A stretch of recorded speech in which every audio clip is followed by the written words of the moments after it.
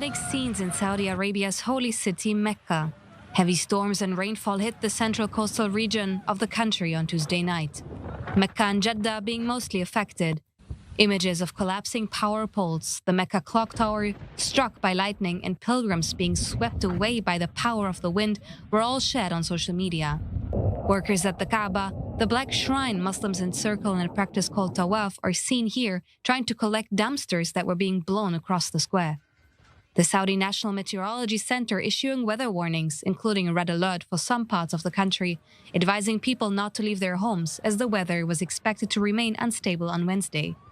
There is a chance of thunderstorms accompanied by active winds in parts of the Jazan, Asir, Al-Baha, Makkah al-Mukarramah, and Medina regions.